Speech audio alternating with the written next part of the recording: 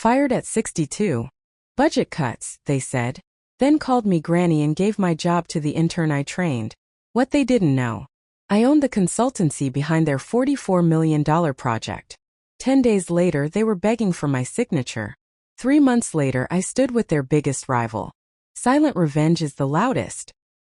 Chase shrugged dismissively as he leaned back in his leather chair and remarked, "Your position has been eliminated due to budget cuts. Granny, thank you for everything."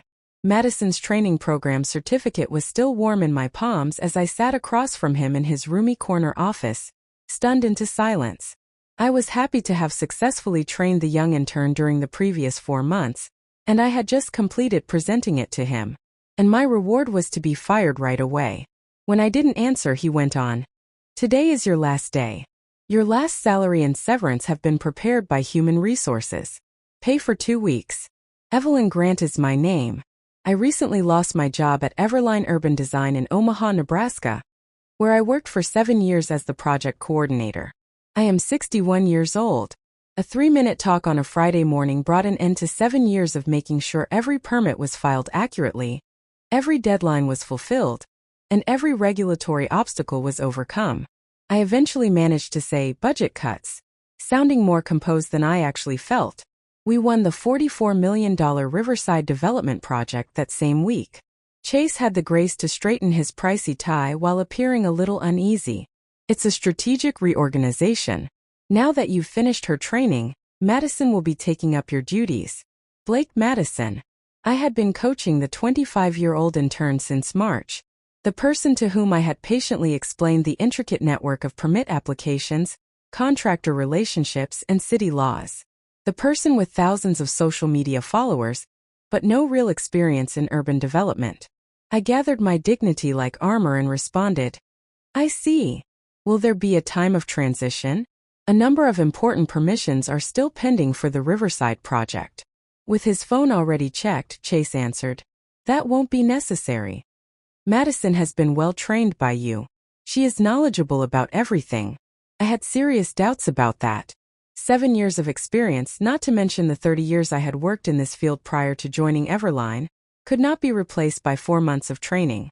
But there would be no benefit to arguing. Chase stood to announce the end of our meeting and added, "Human Resources will help you clear out your desk. By noon, we have security ready to take you out." An escort for security? As though I might snatch office supplies? File sabotage? This ultimate humiliation was perhaps more painful than the termination itself after 7 years of devoted work. With all the grace I could summon, I got up from my chair and said, "Thank you for the opportunity." It required all of my will not to express my exact feelings about him and his strategic restructuring. Madison was waiting by the reception desk as I left his office, her delight ill-concealed behind a facade of business-related worry. She had anticipated this. She might have even planned it. And I made a choice as soon as the truth of my circumstances set me. I wouldn't engage in combat. I wouldn't yell. I would just walk away. They were unaware of how unsightly this would become for them. I finally gave myself a minute to comprehend what had happened when 2 hours later, I sat in the driver's seat of my car and put the tiny box containing my personal stuff in the trunk. Budget cuts, granny, and a security escort marked the end of 7 years of dedication. Everline wasn't where I had always worked. I had worked for bigger companies in Omaha's development industry for the majority of my career. But Chase had deliberately hired me for my regulatory experience 7 years prior, when the housing market imploded and layoffs swept the business. He had stated, "We need someone who understands the system. Someone who already has connections at the city planning office." Everline has grown from a struggling 5-person studio to one of Omaha's most promising architecture firms thanks in large part to those partnerships. Their largest project to date was Riverside Development, a $44 million mixed-use complex that would completely change the waterfront in downtown. I had called in favors from relationships I had developed over decades in order to obtain the preliminary approvals, which took months. When Chase requested me to coach Madison, I didn't mind. Any business needed fresh talent, and I loved coaching younger employees. For 4 months, I had carefully gone over each form, deadline, and unspoken guideline that determined whether a project would succeed or fail. I once advised her, The trick with the zoning office is to submit on Tuesdays. Martin is far more forgiving than the Thursday staff when it comes to reviewing applications on Wednesdays. Madison had nodded while making thorough notes and posing intelligent queries. Her attention to detail and seeming want to learn had impressed me. When other employees voiced their displeasure with her frequent social media posting, I even stood up for her. She is young, I had stated. But she's learning quickly and working hard. The private meetings with Chase were something I had not witnessed. Their shared lunches. She subtly painted me as the antiquated past while positioning herself as the creative future. I got my car started, but I didn't go right away. Rather, I took out my phone and dialed Rachel, my daughter. "Mom? You're at work, right?" Surprised to hear from me in the middle of the morning, she replied. "Not anymore," I answered, at last letting my voice break. "Today I got fired." "What? Why?" Rachel was instantly shocked and outraged. I described the abrupt dismissal, the humiliating severance, and how the intern I had trained had taken her place. "That is prejudice based on age. You have the right to sue them," Rachel said. I gestured to leave the parking garage after saying, "Maybe. However, I am not certain that a lawsuit is my first option." "What are you saying?" With suspicion, Rachel inquired. She was too familiar with me. "Nothing," I said naively.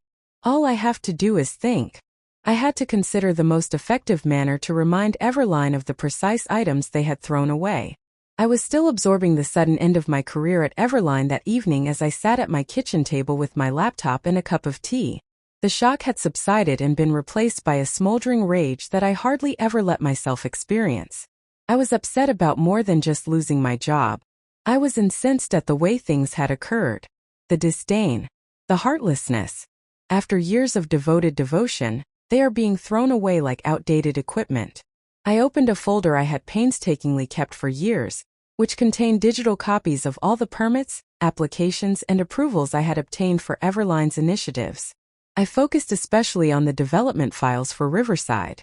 The fact that these weren't merely routine paperwork filed via the regular channels was what Chase and Madison didn't realize, and hadn't bothered to find out. I was contacted personally by the City of Omaha 3 years ago to assist in expediting their major development permit process. The planning office was always understaffed and overburdened with projects that become more complicated. I had known Martin, the senior planning officer, for many years. He had faith in my honesty and diligence. We came up with a solution together. I formed Smith Regulatory Consulting, LLC, to act as a formal intermediary between the city and developers. Everyone profited from the arrangement. The city received a trustworthy point person who was aware of both sides of the issue. Permits for developers were processed more quickly. In addition, I received extra money and the stability that comes with running my own side business. This arrangement was known to Everline. It was indeed one of the reasons I was hired. They had overlooked the fact that my business was more than just a pass-through corporation in their haste to replace me with a younger model. It actually had power during the Riverside Development's permitting process. My LLC was in charge of filing all the necessary permits, and ultimate approval needed my digital signature. Those permissions were in limbo without me. I sipped my tea, closed my laptop, and thought about what I could do. As a professional courtesy, I could approve the permits so that Everline might continue without hindrance. The polite thing to do would be that. Alternatively, I could remind them of the precise things they had lost when they dismissed me. Rachel texted me, and my phone buzzed. "Mom, don't take any chances. Consult an attorney first." I grinned. My daughter was too familiar with me. I got in touch with my friend Diana, who also happens to be an employment lawyer, on Saturday morning. We went to a quiet downtown cafe for coffee. After hearing my experience, Diana remarked, "They can't just fire you because of your age. But it could be difficult to prove age discrimination." I responded, "A discrimination lawsuit is not something I'm interested in at this time. I would like to understand my responsibilities with regard to the permits submitted by my consulting firm." Diana's eyebrows went up. "Oh, I see. I can see where this is headed." Her voice was forceful but calm as she leaned in. "To be clear, if your signature is needed to finalize those permits that were filed through your LLC, you are not required to provide it without being fairly compensated for your services. And if Everline believed that my job with them covered those services." Diana smiled slightly and remarked, "That would be their mistake." particularly if your consulting business was founded as a distinct legal entity. Do you have any records of the agreement? I nodded as I remembered my laptop's neatly kept folder. That's right, Diana said. Allow me to write a letter explaining your stance. I experienced an odd feeling of calmness as I drove home from our meeting. I felt in charge for the first time since Chase's contemptuous budget cuts. Granny. It would be intriguing on Monday. When Monday morning finally arrived, Everline was sending more desperate texts in a barrage of missed calls. I paid them all no attention. Instead, I proceeded quietly with my morning routine, which included eating breakfast, solving a crossword puzzle, and doing some gardening in the early spring sunshine. I was resolved to enjoy the first Monday I hadn't spent in a fluorescent-lit workplace in years. My phone rang once again at 10:15 a.m. It wasn't Chase or any of the other Everline members this time. Martin from the city planning office was there.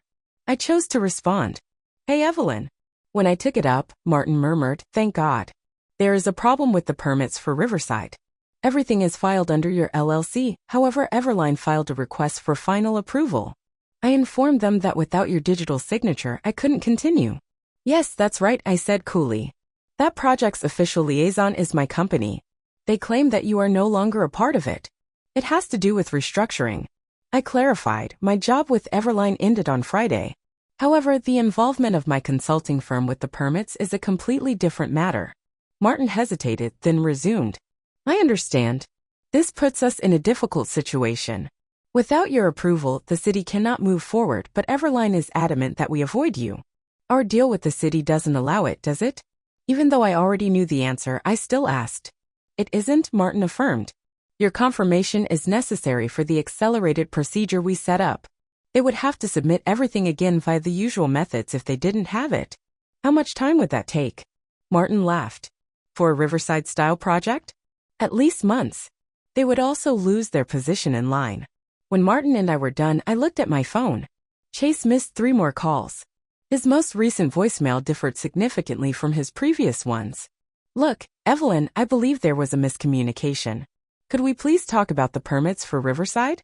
Give me a call back as soon as you can. I grinned. There was no mistaking the panic in his voice. At last, he saw the true impact of my dismissal on his valuable project. Diana sent me the draft letter she had written for Everline via email at midday. It was ideal, it was tough, professional, and very clear about my role.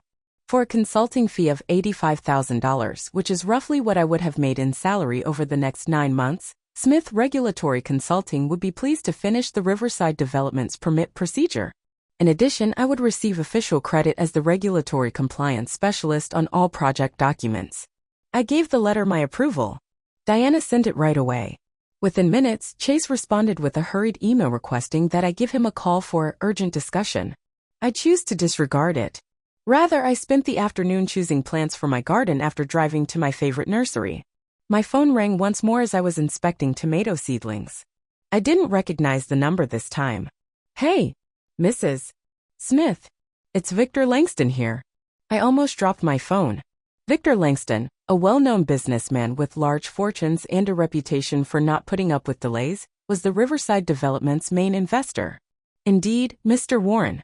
How may I help you? I am aware that there is a problem with the permits for Riverside, he stated in a straightforward yet cordial manner. It appears that Chase Dalton is struggling to provide a coherent explanation of the circumstances. To better understand what's going on, I would like to meet with you in person. I consented to meet him at his office downtown the next morning. I discovered an email from Madison Ray in my inbox when I got home. Please help was written in the subject line. The actual message was patronizing and pleading. Hey Evelyn. Although I understand that the restructure may be upsetting to you, delaying the Riverside project will only damage your reputation in the workplace. Please approve the permissions in a reasonable manner. I'd be pleased to add your name to the list of acknowledgments. Recognitions. She assumed I would be content with a mention in the acknowledgments after I was dismissed and replaced. Without replying, I erased the email and resumed my garden planning. It would be interesting to meet with Victor Langston tomorrow. I wore a sophisticated blue suit that I had hardly worn to the laid-back Everline office on Tuesday morning in preparation for my meeting with Victor Langston. I was taken to a large conference room with floor-to-ceiling windows overlooking the very riverside that the Riverside project was intended to transform as soon as I arrived at Warren Development's modern downtown headquarters, 15 minutes early. Victor Langston arrived just on schedule. A tall, silver-haired man in his late 50s who had a reputation for speaking bluntly. He gave me a hard handshake. "Mrs. I appreciate you coming, Smith. Coffee." I agreed, and Warren went right to the point while his aide waited on us. He declared, "I have so far invested $12 million in the Riverside development. I now know that Everline fired the only person who knew how to handle the permit process, which has caused the entire project to stall." Clearly annoyed, he shook his head. "I'm not happy. Mr. Warren, I can appreciate your frustration." He leaned forward and added, "Call me Victor. I have been investigating this matter. It appears that your termination was not just unanticipated but also incredibly ill-timed and potentially unlawful." I arched an eyebrow but remained silent. Victor went on, "Tell me about these permits.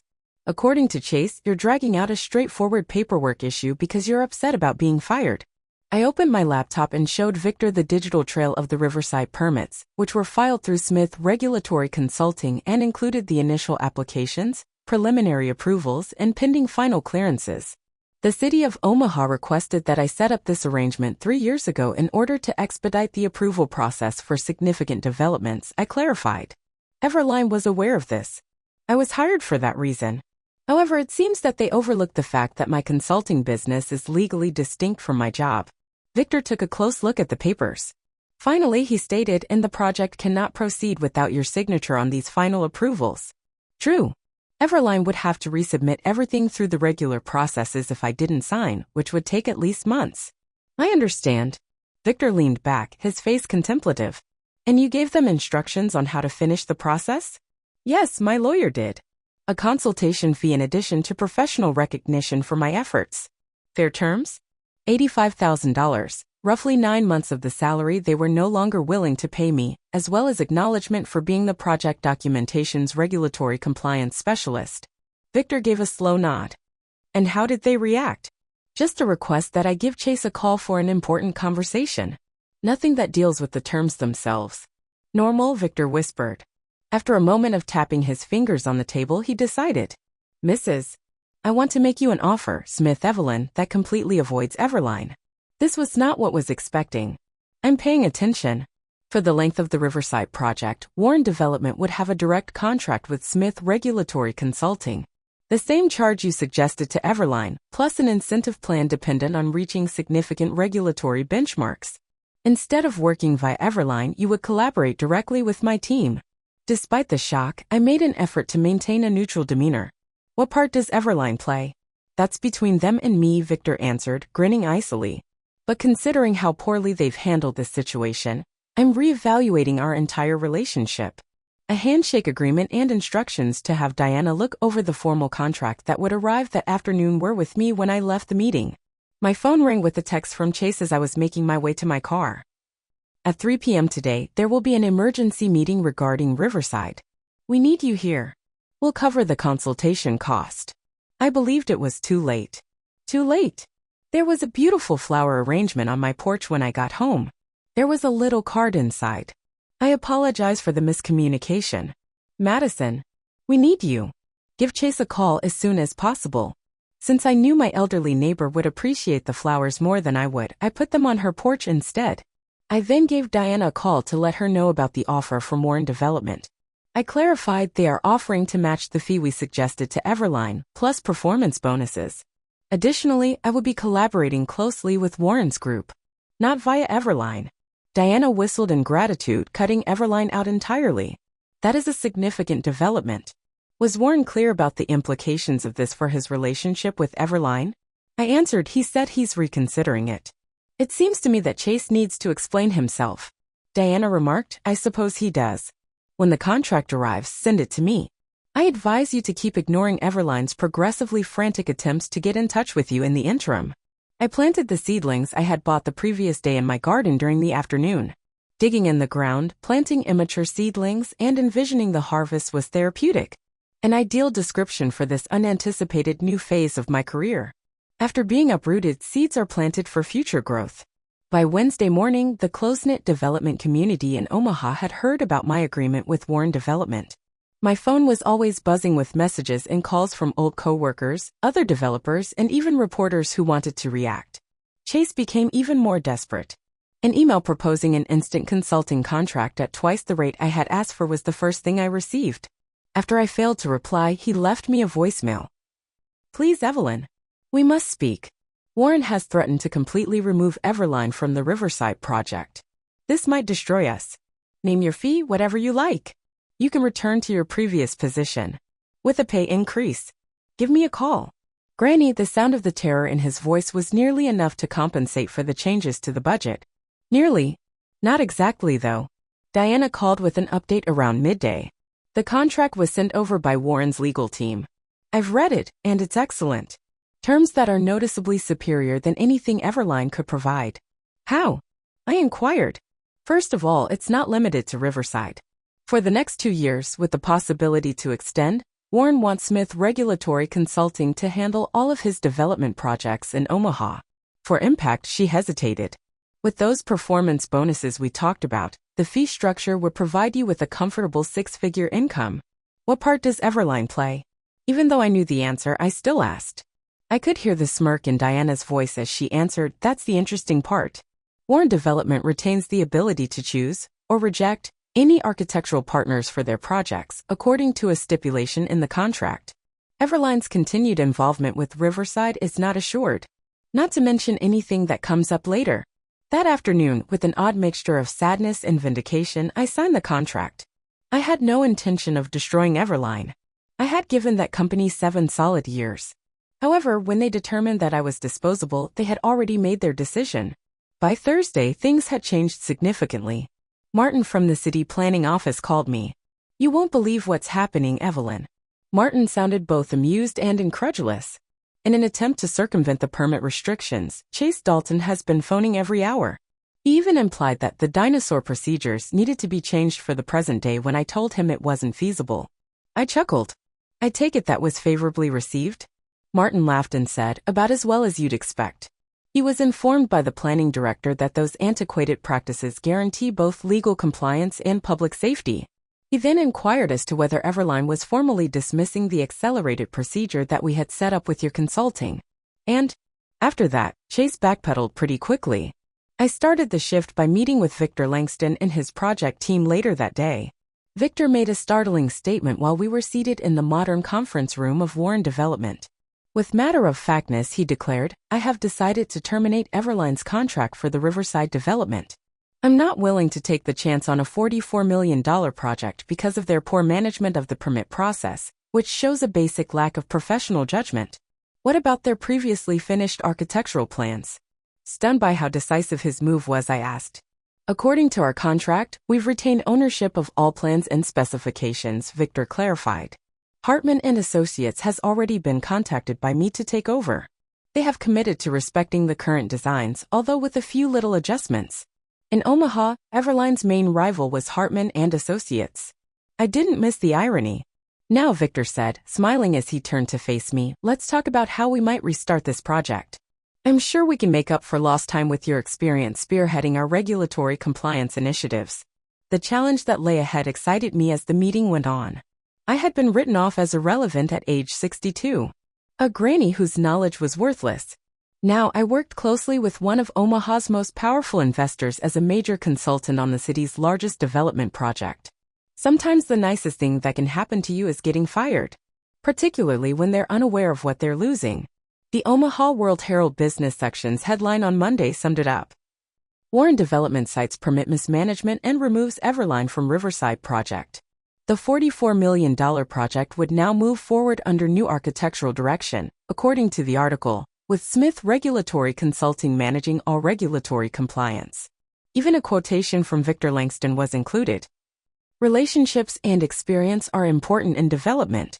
For the community's benefit, we have enlisted Omaha's top regulatory compliance expert to make sure this project goes without a hitch. What's the best part? A tiny picture of me standing at the permit office with the Warren Development team, my digital signature completing the approvals that had been pending for only a week. Along with the notice of termination Chase had given me 10 days prior, I had saved a copy of the newspaper. The disparity could not have been more pronounced. From receiving a meager 2-week severance after being dismissed, to being highlighted as a key consultant on Omaha's biggest development project in the business section. Shortly after the piece was published, Rachel gave a call. "You're famous, Mom," she said. "And I just learned that Everline is in total chaos from rumors." Oh? I made an effort to come across as merely interested rather than content. They seemed to have lost 2 more customers who were worried about how they would handle the permission procedure without your help. What about Madison? After she was unable to complete a basic variance application, she was moved to social media strategy. That made me smile without fail. Strategy for social media. The complicated regulatory job Chase had attempted to force on Madison after firing me was exactly what she was qualified for. "They've lost more than just Riverside," Rachel added. "Victor Langston is working on 5 additional projects throughout the city. Word has it that he has taken them all away from Everline. That's contracts worth millions." "That's business," I said plainly. Rachel giggled. "No, Mom. Karma is that." I gently corrected her, saying, "It's not karma. It's simply the inevitable result of undervaluing expertise." I was present at the Riverside groundbreaking ceremony 3 months later, where Victor Langston and local authorities ceremoniously turned the project's first shovels of dirt. I was now responsible for more than just following regulations. As a result of my special set of skills and connections, I was now Warren Development's official point of contact with the city for all of their projects. I noticed a familiar face on the outside of the crowd as photographers documented the event for local news organizations. Chase Dalton, who looked noticeably less assured than when he dismissed me with the remark, "Budget cuts, Granny." After a brief moment of eye contact, he glanced away, clearly uncomfortable. A reporter from the Omaha World-Herald asked me to do an interview after the event. The resultant piece appeared on the business section's homepage. How Evelyn Grant became Omaha's most wanted development consultant. The Permit Whisperer. It described my many years of experience, the regard I had for city leaders, and how important regulatory compliance was to the growth of a successful city. Martin from the City Planning Office even provided the following quote: "No one in the industry is more knowledgeable about Omaha's zoning and permit processes than Evelyn. She cuts the time it takes for developers to get their projects approved in half." After that, my consulting business grew quickly. I created an internship program especially for persons changing careers in their midlife and hired 2 assistants, both of whom were seasoned women in their 50s who had been similarly passed over at other companies. I never deliberately tried to harm Everline. However, I observed their declining fortunes with disinterest. Their projects experienced one delay after another because they were unable to utilize my accelerated permit channel. Following Warren Development's example, a number of clients moved their business elsewhere.